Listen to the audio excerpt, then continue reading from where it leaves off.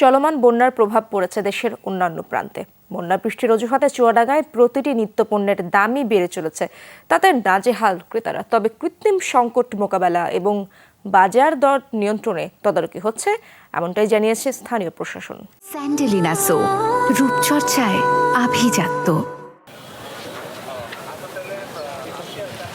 এক সপ্তাহ ধরে পানিবন্দী দেশের 11 জেলা, তলিয়ে আছে ফসলি জমি। এই অজুহাতে শাকসবজির দাম বাড়িয়ে দিয়েছেন বিক্রেতারা। পশ্চিমের জেলা চুয়াডাঙ্গার খুচরা বাজারে ঊর্ধ্বমুখী সব ধরনের কাঁচা পণ্যের দর।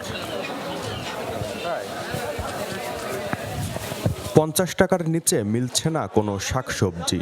পেঁয়াজ, বেগুন, আলুর দামও গত সপ্তাহের তুলনায় কেজিতে 10 থেকে 20 টাকা বেড়েছে। ক্রেতাদের অভিযোগ, বৃষ্টি বন্যার অজুহাতে ইচ্ছে মতো দর হাঁকছে বিক্রেতারা। বন্যাদের আমাদের এদিক পারে নেই, বরঞ্চ দাম কমার কথা। কারণ এদিকে তো মাল সদাই করে ওদিক পারে যাচ্ছে, ওদিক পারে যাইতে পারছে না।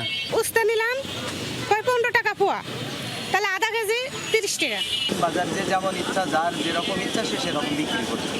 বিক্রেতাদের দাবি, বর্ষা মৌসুমে বাজারে সরবরাহ এমনিতেই কম থাকে, তার উপর আছে বন্যার প্রভাব। ওলের দাম বেশি, ক্ষীরার দামই বেশি, সব জিনিসের দামই 90% বেশি।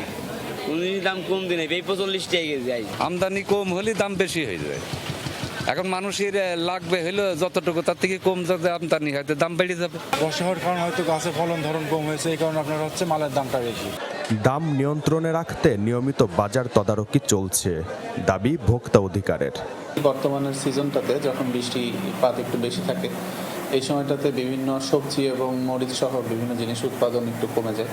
তো এর প্রেক্ষিতে বাজারে দামের একটা প্রভাব পড়ে, সরবরাহ এবং দামের একটা প্রভাব পড়ে। তো আমরা বিভিন্ন বাজারে গিয়ে বিভিন্ন আড়তগুলোতেও তদারকি করছি। তবে মাছ মাংসের বাজারে যোগান স্বাভাবিক থাকায় কিছুটা স্বস্তি রয়েছে। নাগালের মধ্যেই আছে শুকনো খাবারের দাম। জিসান আহমেদ, যমুনা নিউজ, চুয়াডাঙ্গা।